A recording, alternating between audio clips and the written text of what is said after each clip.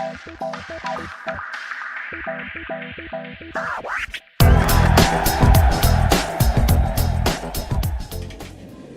friends, thanks for tuning in to the Physio Chains Education interview series. Today, coming at you from Ottawa, Ontario, right? Yeah, that's Canada. right. Yeah. So I'm with my special guest today, and her name is Christine Seaby. And thanks so much. It's a pleasure to have you here. Well, we've been communicating for quite a while, right? Yeah, almost maybe 2 years now. Yeah, it's been a long time. I know we met, I think, through Perry Nicholson. That's right. Right, and we've been talking. And then now I'm finally here. I got here yesterday, and so you have a facility here called Boxing for Health. That's right. Which is awesome. We came here last night with our friend Steve Morano, checking out the class, and I love all the stuff you're doing in there. Thank you. So this is geared towards working with people with Parkinson's. That's correct, yeah. Yeah. And of course, I do that too, so we have a mutual interest here, and I just wanted to get you on camera to talk to our audience and tell a little bit about what you do, your approach, how you got started, things like that. I mean, you told me a little bit about the getting started story. Yes. Off camera. So I'm still a therapist, but I was a practicing massage therapist, and I worked at a specialty clinic called Neurologic Physiotherapy. Mm-hmm. So a lot of their physios specialize working with Parkinson's clients. So I had worked with a few of them, and there was some comments about boxing and the effectiveness of it to help their symptoms. And it just piqued my interest because I used to be a mixed martial artist, kickboxing, and cool. So I thought, wow, I can do something like that and see if it works, see if it helps. So I started it out of my garage, and then I brought my friend Jessica on as well, and who's now the head instructor here, and we just kind of developed a program, and it's taken off, and it's been 2.5 years, and we're close to 100 members now, so it's been amazing. It's amazing. And you have 3 locations now. Yeah, so this is our main headquarters, and then we started a location in Canada in the west end of Ottawa. Mike, he came and did the instructor training, and now teaches 3 classes a week out there at his facility. And then we also did one a little bit more in the country in Smith Falls. We started a program out there as well around the same time. So it's great. It's amazing. So you started, was it your basement or your garage or something like that? In my garage, yeah. In the garage, we put the boxing bags up, and then we used the front lawn and cool. The driveway for the skipping and the balance. We built a balance beam out there, and we worked on balance obstacles, and no one really seemed to mind that we were working and training out there. So it was fun. It was a good way to start the program to see if it was really going to take off. And after training the first few people, I knew that there was something here. Well, they're sticking to it too. You Absolutely. Some the of your first 2 or 3 people that started with us are still here. Yeah. That's great. That's fantastic. So you're doing a lot of things right, obviously, because you're growing, you're retaining people. I know Jess is out there starting a class in a minute, I think, right? I love what I saw last night. It's like I travel all over the place, right, and I see cool stuff, but I always learn new things. Like last night I'm watching, and there's some really nice things you're doing out here. Can you talk about your approach? What is your goal? What's your number one goal for the people who come here? What's your approach in achieving that goal? Our number one goal is to give people with Parkinson's hope. A lot of them have lost the hope along the way, dealing with the disease, or even initially when they're first diagnosed. Yeah. It really kind of rocks their world, which is understandable. It's a disease that has no cure, right? So we instill hope, I would say, is the first thing we want to do. And then we want to be their cheerleaders, their cornermen, to come in and train hard to hopefully slow down the progression of the disease, which we see happening with a lot of our students. If we can help reverse or lessen some of these symptoms that they're having, that would be another huge goal for us. Yeah, it's great. I know, there's a lot of science behind boxing and actually just getting the heart rate elevated. Yeah, the high intensity. Because when they get the heart rate elevated, then the brain makes this stuff called brain-derived neurotrophic factor. Yes. And right, so that circulates around, and then it helps to slow progression of dying brain cells. It gets blood and oxygen to the brain too, right? It'll do the heart rate, get it up there. But also, it can also give birth to new brain cells. But the coolest thing about it is that they're engaged in doing something they like, right? They Yes. They have hope. Yes. I think a lot of what you do, from what I could see, I can only imagine it transfers to functional life for them. Absolutely. And the psychosocial benefits of it is huge. And I would think the majority of the men primarily notice those benefits first before the physical changes. That's a big one, because a lot of times they may, depending upon their personality type, start to withdraw from society a little. Absolutely, yeah. But now Isolate they come here, themselves and they share something in common. Yeah. They have hope. They have positivity. They have cheerleaders. And you are helping them to slow progression, because they're here doing this stuff. Absolutely. Otherwise, and this stuff isn't easy, might I add. This is I not your know. typical I was thinking that'd be a good chair workout for me to exercise do. program. Yeah, this is hard work. Like, they are pushing. Most people are extremely surprised when they come in here and see how hard. Some people, our oldest is 92 Whoa. years young. Yeah. So, and he works hard too. Everyone's sweating by the time this class is done. So but they're having fun. The smiles on their faces, they leave with smiles on their faces. Oh, totally. So yeah, that's important. I'm glad you said that too, because actually nothing against the chair workout. Sometimes it's necessary, depends upon the functionality. But at the same time, a lot of times that's what people will associate with a Parkinson's workout.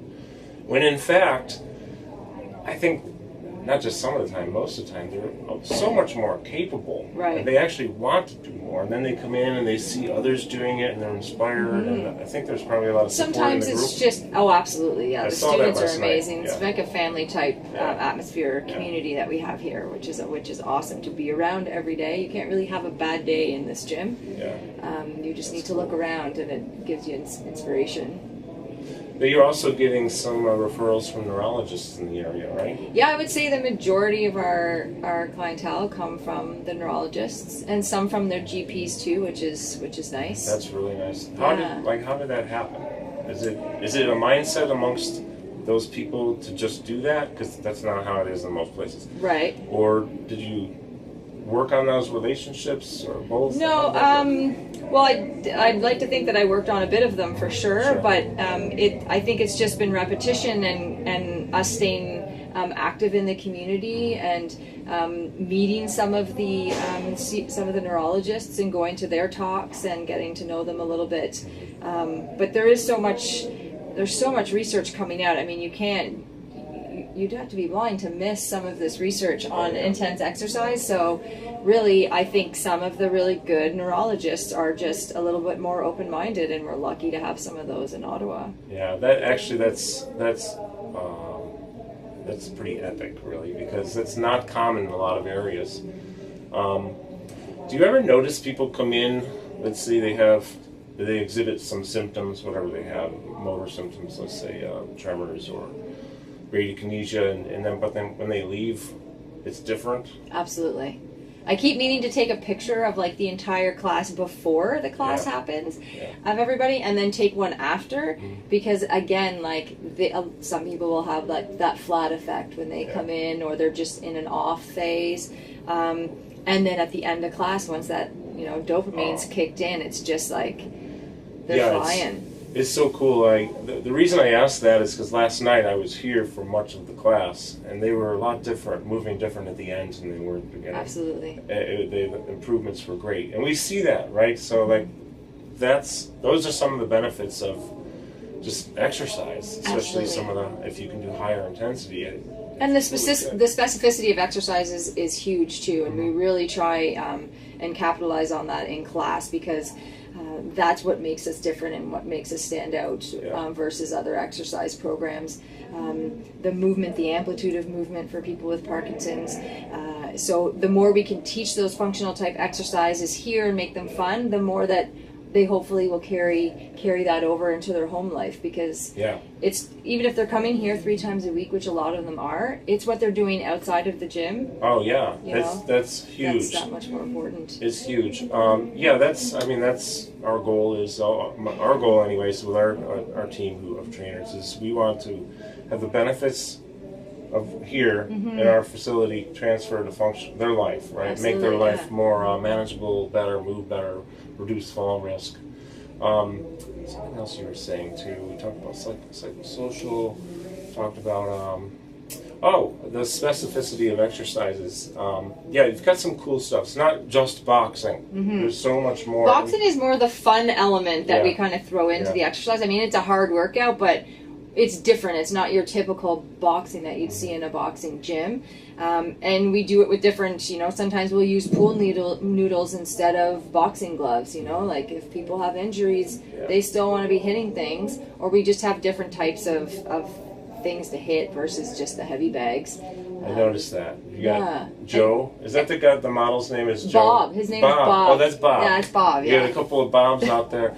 I love them when I saw them do double reverse firing up the posterior chain, right? Because we know that these big movements are really important, especially because they're like this. I'm like this. I need to do this, and they do too. So typically, so that's a nice. And variety is huge. Yeah. Jess herself, I don't think she's ever in the 2.5 years that she's been on the team here has ever done the same class twice. Wow, that's actually cool. Yeah, it's crazy. Yeah. So the variety, and they're constantly coming up with new exercises, and the instructors just feed off of each other, and so that's huge. So the students like it because they never know what to expect when they come. I have a question. It just made me think of something. So what is do you have like an instructor to student ratio, like that you let's say you have 20 people come in for a class, how many instructors would you have? We would have 2, 20 is our cap, so we would have 2 instructors, and then probably 3 to 4 volunteers. Okay. That's for a high functioning class. For our lower functioning class, that's a lot different because most of them need some sort of assistance. Some of them may need to be one-on-one. So we have usually up to 2 instructors and then about 6 volunteers in the afternoon class. That makes sense. Yeah. Do you ever lower your cap based on level of functionality, or are you just bringing more volunteers? No, 20 is our cap for the space and just for the quality of the program. Right. We found when we visited other gyms that did larger, like 40 plus students, it was too much. You lose control of the class. Yeah. And it's just too many people in our opinion. It's a little less personal that way too. Yeah, absolutely. Being personal is they part like of to our get the business, one-on-one, and you can't get that when you've got too many people. Yeah, that's right. That's great. Well, I love what you're doing. It's really awesome. Thank you. It's awesome that you were able to come up, because talking online is so different, right? For 2 years, so to meet each other in person, it's great. Of course, this is the one trip ever that I screwed up the dates when I'm coming. I've never done that in my life. I got here a day late, but I'm here. Yeah. But I'll be back, and we'll do more, and I'll be on time. Well, it's awesome, and I'm glad we can work together, because there's so many other types of businesses or other private groups that work with Parkinson's, and we've been challenged a bit to work together, and that's unfortunate to me, because the more people we can help, the better. And in Ottawa alone, there's 10,000 plus people with Parkinson's. So this is not going away, as you know. So no, it's not, and it's I think it's an increasing population because of the age of diagnosis. In the United States, according to Dr. Shumei Wong, in my interview with her, the average age of diagnosis is 62. But that was 3 years ago. I don't know if it's changed. And you already have it when you're diagnosed. You've had it for a while. So you could have had a year or 5 years, depends on where you are and what access you have, and if the doctor actually listened to send you to a specialist. There are a lot of factors in there. And sometimes it actually is hard to diagnose. I know that from my son, that's his PhD, his Parkinson's, sometimes it's not easy to diagnose. But bottom line is the population, the average age of the population is getting older. I'm a tail end baby boomer, right? There's a lot of us. So there's going to be more health problems coming down the road, unfortunately. But people like you are here to help. I'm here to help. And it's, I think the one thing I would like to see, I'm just going to make my own statement here, is I would love for the associations, Parkinson's associations around the world, to open your eyes to what's going on out there, because quite frankly, we get shut down. They don't want to know anything. There's only... Us as well. Like Mexico, they want to know everything. I don't know what it is about Mexico, but I feel lucky to go there every month and work with many associations. United States, I won't say anything bad about anything, but there is one that opened up to us immediately. It was in Michigan. And other than that, we don't want to know nothing. Well, we can't help. And well, we can help, but we can't if we're not able to at least talk, because there's so much like Christine is doing here. Or come in and see what we're doing at least, and be open in that aspect, and talk to the students, to the people that are actually doing it, and ask them, because they're the ones that are going to tell you the benefits they're getting. Totally, it's very, very important too. Working together, I think, is so important, instead of just shutting out. No, we know all this, we know this, we don't need to know anything. Well, we'll help so many more if we can work together. So, well, keep up the great work. Thank you. You I too. Love it. You do amazing awesome. work too. Jess, everybody is awesome here. The students are great. They're walk in smiling and ready to rock and roll. Yes, they are. The vibe was whether good they want to or not. I think. The vibe is good to start with, and then when they walk out in 45 minutes, I'm sure it's going to be a lot higher level. But thanks again. No problem. Thank you. All right. Thanks so much for watching. Have a great day.